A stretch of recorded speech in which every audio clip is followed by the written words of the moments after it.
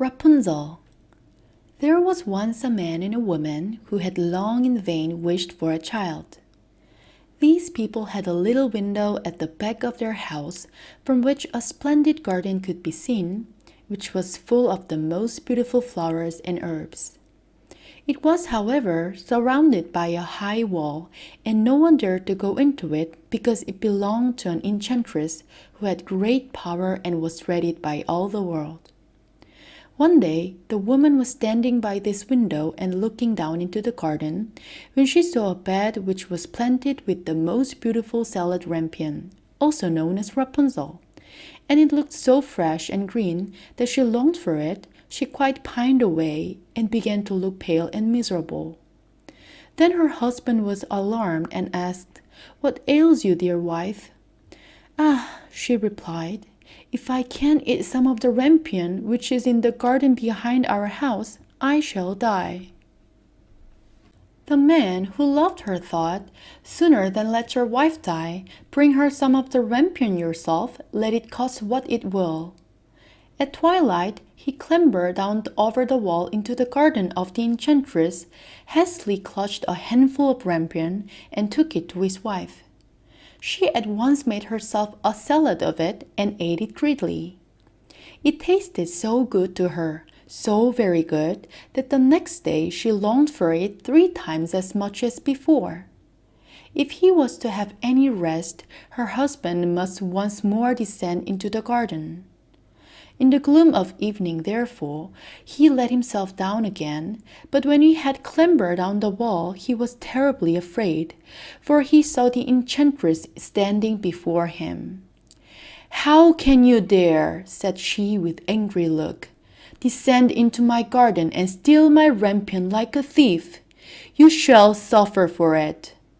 "Ah," answered he, "let mercy take the place of justice. I only made up my mind to do it out of necessity.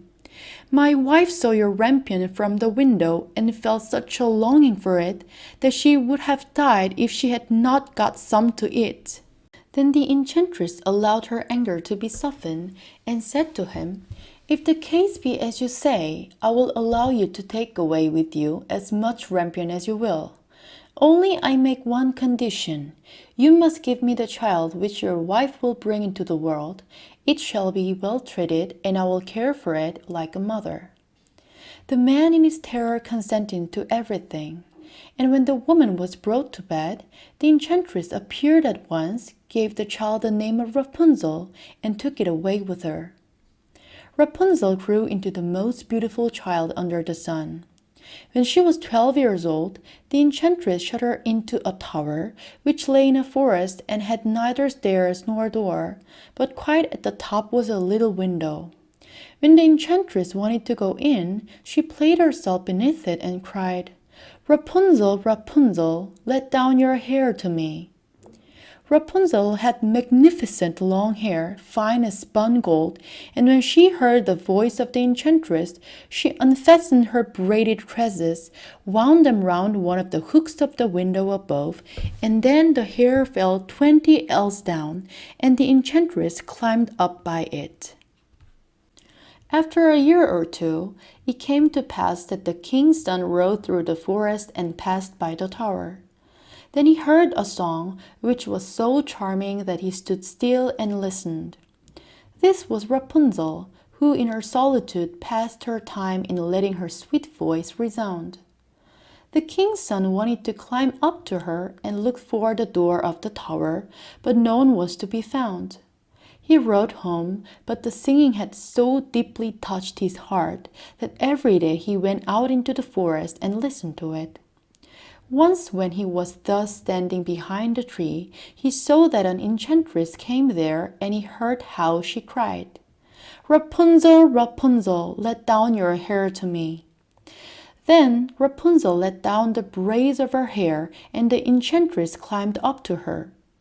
"If that is the ladder by which one mounts, I too will try my fortune," said he, and the next day, when it began to grow dark, he went to the tower and cried, "Rapunzel, Rapunzel, let down your hair to me." Immediately the hair fell down and the king's son climbed up. At first, Rapunzel was terribly frightened when a man such as her eyes had never yet beheld came to her, but the king's son began to talk to her quite like a friend, and told her that his heart had been so stirred that it had let him have no rest, and he had been forced to see her. Then Rapunzel lost her fear, and when he asked her if she would take him for her husband, and she saw that he was young and handsome, she thought, "He will love me more than old Dame Gothel does." And she said yes, and laid her hand in his. She said, "I will willingly go away with you, but I do not know how to get down. Bring with you a skein of silk every time that you come, and I will weave a ladder with it, and when that is ready I will descend, and you will take me on your horse." They agreed that until that time he should come to her every evening, for the old woman came by day. The enchantress remarked nothing of this until once Rapunzel said to her, "Tell me, Dame Gothel, how it happens that you are so much heavier for me to draw up than the young king's son. He is with me in a moment." "Ah, you wicked child," cried the enchantress. "What do I hear you say? I thought I had separated you from all the world, and yet you have deceived me." In her anger, she clutched Rapunzel's beautiful tresses, wrapped them twice round her left hand, seized a pair of scissors with the right, and snip, snap, they were cut off, and the lovely braids laid on the ground. And she was so pitiless that she took poor Rapunzel into a desert where she had to live in a great grief and misery. On the same day that she cast out Rapunzel, however, the enchantress fastened the braids of hair which she had cut off to the hook of the window, and when the king's son came and cried, "Rapunzel, Rapunzel, let down your hair to me," she let the hair down. The king's son ascended, but instead of finding his dearest Rapunzel, he found the enchantress, who gazed at him with wicked and venomous looks. "Aha!" she cried mockingly. "You would fetch your dearest, but the beautiful bird sits no longer sitting in the nest.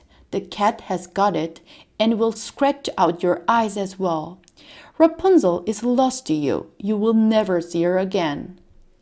The king's son was beside himself with pain, and in his despair he leapt down from the tower.